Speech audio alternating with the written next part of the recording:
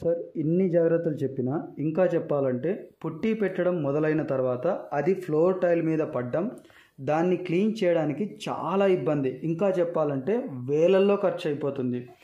ప్రస్తుతం ఉన్న labour charges దృష్ట్యా చూసుకుంటే ఒకవేళ ఫ్లోర్ మీద వేసిన ఏ ఇటాలియన్ మార్బుల్, నానో లాంటి కాస్ట్లీ టైల్స్ అయినా చూడలేక వుడ్వర్క్తో చేసే షీట్లు వేద్దామన్నా దాని మీద కూడా ఈ మరకలు పడితే లామినేట్ అతికించడం చాలా కష్టం.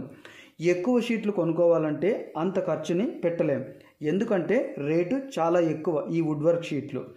అదే సమయంలో తిరిగి ఉపయోగించుకోలేం కూడా. ఇవేవి వేయకుండా టైల్స్ అలాగే వదిలేసి ఇతర రకాల పని వాళ్ళు పని చేస్తే టైల్స్ మీద కనిపించే ఆ గ్లాసీ ఫినిష్ లేదా మ్యాటీ ఫినిష్ కొత్తదనం పోతుంది, దాని సహజత్వాన్ని ఎంతో కోల్పోతుంది.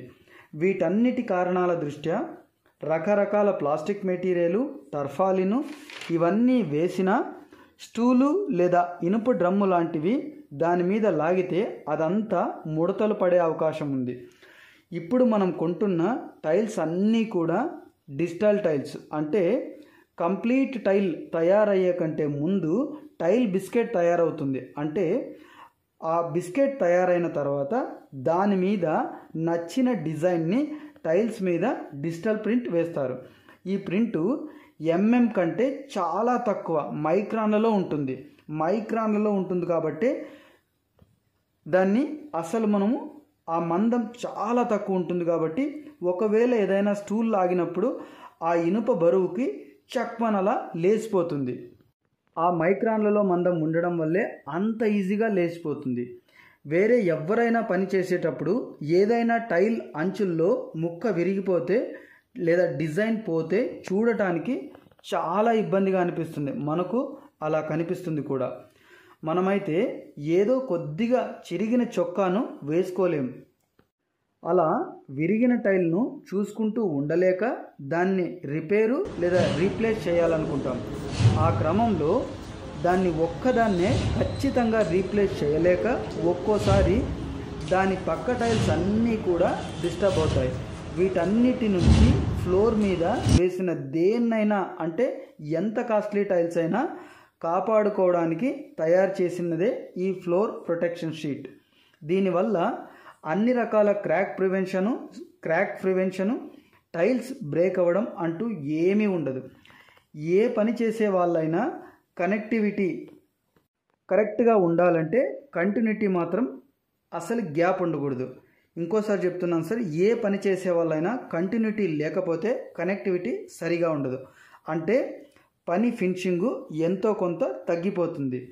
పనిలో వేగం పెరగాలన్నా, అనుకున్న సమయానికి పని పూర్తి చేయాలన్నా ఈ ఫ్లోర్ ప్రొటెక్షన్ షీటు వేసుకుంటే రకరకాల పనులు పూర్తయిన తర్వాత,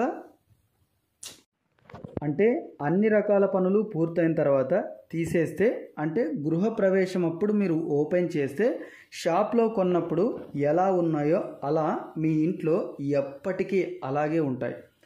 మనం రోజు టైల్స్ లేదా ఇటాలియన్ మార్బుల్ మీద నడుస్తూ మన పాదాలకు టైల్స్ తాలూకు ఆ స్పర్శ వల్ల కలిగే ఆ అనుభూతి మిస్ అవ్వకూడదు అని మీరు కోరుకుంటే మీ టైల్స్ని కాపాడుకోవడానికి కనిపెట్టిన ఏకైక వస్తువు ఫ్లోర్ ప్రొటెక్షన్ షీట్ వేసుకోవాలని అందరికీ విజ్ఞప్తి చేస్తున్నాను సార్.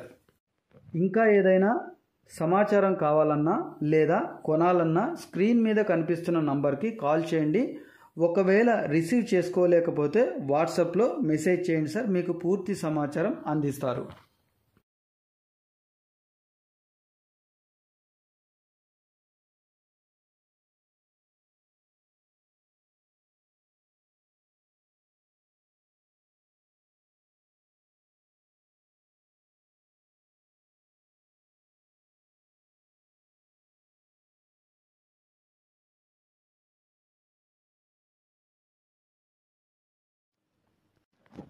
ఇంటి మొత్తం నిర్మాణంలో, అంటే వాల్స్కి వేసే paints, front elevation, TV showcase వీటన్నిటిని చాలా అందంగా ఆకర్షణీయంగా ఉండాలని కోరుకుంటాం. దానికి అవసరమైన ప్రతి చోట కనిపించే ప్రతి డిజైన్, తెలిసిన ప్రతి ఒక్కరిని డిజైన్స్ గురించిన సమాచారం ప్రతి చోట వెతుకుతూ తెలిసిన చాలామందిని అడుగుతూ ఫైనల్గా ఒక నిర్ణయానికి వచ్చేస్తాం. కానీ చేసిన ప్రతి పని చూడ్డానికి అందంగా ఉంటుంది, బట్ దాన్ని ఆస్వాదించలేము, అనుభవించలేము. ఎందుకంటే front elevation, TV showcase, wall painting వీటిలో ఏ ఒక్క దాని మీద నడవలేము, అలాగని ఉండలేము. కేవలం చూడటం లేదా ఇంకొకరికి చూపించడం తప్ప. వీటన్నిటి మీద కేర్ తీసుకుంటున్న మనము దాంతోపాటుగా ముఖ్యంగా జాగ్రత్త తీసుకోవాల్సిన విషయం ఇంట్లో వేసే గ్రానైటు లేదా నానో టైల్స్ లేదా మార్బుల్స్ టైల్స్ వీటన్నిటి మీద దాని మీద ఎవరు నిలబడి పని చేసినా ఏ పని చేసినా అవి డిస్టర్బ్ అవ్వడం లేదా డ్యామేజ్ అవ్వకుండా ఫ్లోర్ గార్డ్ లేదా ఫ్లోర్ ప్రొటెక్షన్ షీట్ ఇది వేసుకుంటే షాప్లో కొన్నప్పుడు మీ టైల్స్ ఎలాగైతే ఉంటాయో మీ ఇంటి లోపల అన్ని పనులు పూర్తయిన తర్వాత అలాగే ఉంటాయి. ఫ్లోర్ మీద ప్రొటెక్షన్ షీట్ వేసుకుంటే చాలా మంచిది. ఎందుకు దీని గురించి చెప్పాలంటే ఇంటి నిర్మాణంలో చాలా రకాల పని వాళ్ళు పనిచేయాలి. ఒకరి తర్వాత ఒకరు ప్రతిసారి రావడం, వర్క్ చేయడం కన్నా ఒకరి పని ఒకేసారి పూర్తి చేస్తూ మధ్యలో ఎక్కడా విరామం లేకుండా చేయాలి. అదేలా అంటారా?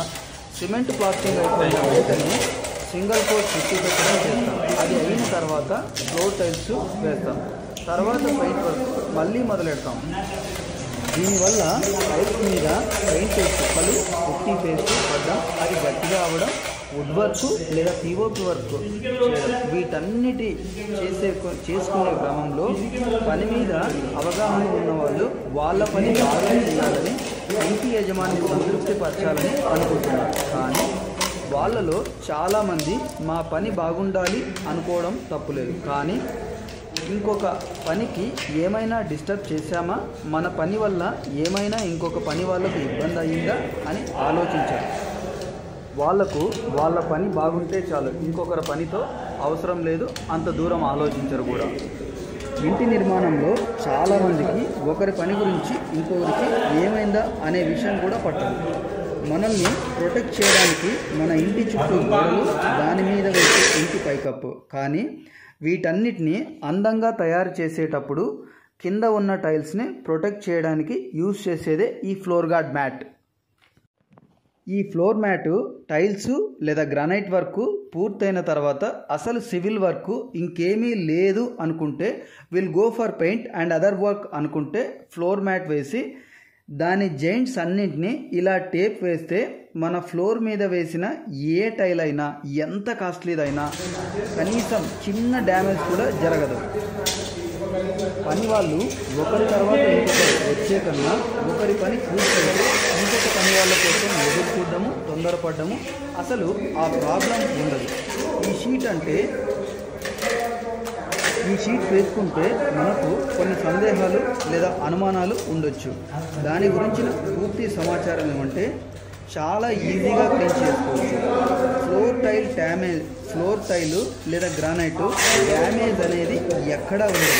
సివిల్ వర్క్ లేదా పెయింట్ వర్క్ చేసేటప్పుడు ఇనుప స్క్రూలు లేదా బలమైన పరికరాలు లేదా ఇనుప డ్రమ్ము ఇలా ఏది వాడినా టైల్స్ మీద గీతలు లేదా స్క్రాచెస్ పడ్డం అంటూ అస్సలు జరగదు.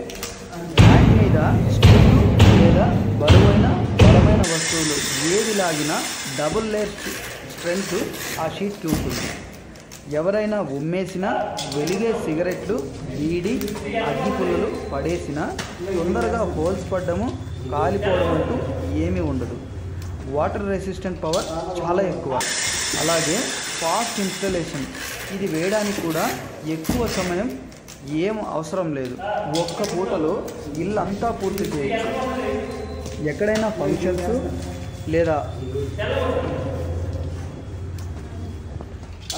కళ్యాణ మండపాల్లో ఫ్లోర్ మీద రెడ్ కార్పెట్ వేసి దాని జాయింట్స్ లేచి రాకుండా, నడిచేటప్పుడు ఎవరూ కాలు తగిలి కింద పడకుండా టేప్ ఎలాగైతే వేస్తారో అలాగే దీనికి కూడా జాయింట్స్లో పైకి లేకుండా వేయాలి.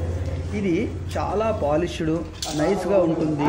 జారి పడతామేమో అని భయపడాల్సిన అవసరం లేదు. ఇది యాంటీ స్లిప్. మెట్ల మీద వేసే టైల్స్ లేదా గ్రానైట్ దాని మీద స్టెప్స్ ఎలా ఉంటే అలా ఈజీగా ఫ్లోర్ చేసి వేసుకోవచ్చు.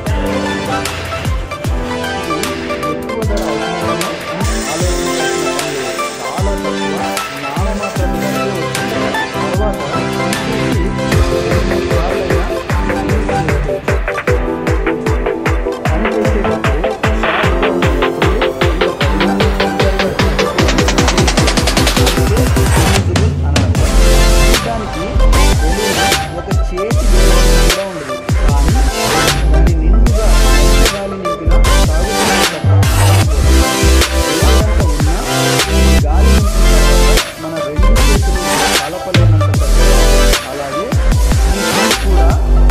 తర్వాత చూడ్డానికి పలుచుగా కనిపించవచ్చు, కానీ పటిష్టంగా ఉంటుంది.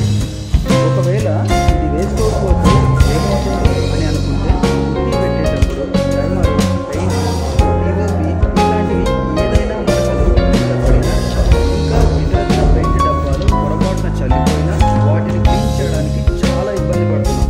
అదంతా కూడా చూపిస్తున్నాం. అది క్లీన్ చేయాలంటే పదునైన, బరువైన, బలమైన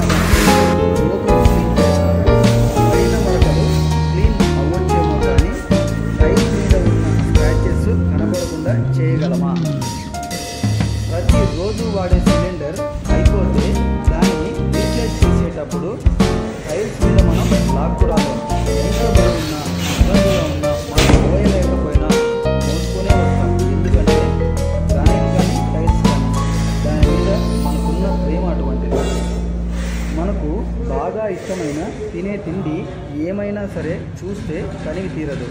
ఆ రుచిని ఆస్వాదిస్తూ తింటేనే ఆకలి తీరుతుంది. అలాగే ఇంట్లో చేయించుకున్న ఏ పనైనా కేవలం చూస్తూ అలా కూర్చుంటాం లేదా ఎవరికైనా చూపిస్తాం. కానీ ఫ్లోర్ మీద వేసే టైల్స్ లేదా కిచెన్ ప్లాట్ఫామ్ మీద వేసే వీటి మీద ప్రతిరోజు నడుస్తూ ఆ నునుపుదనాన్ని ఆస్వాదిస్తూ అనుభవించే ఏకైక వస్తువు ఈ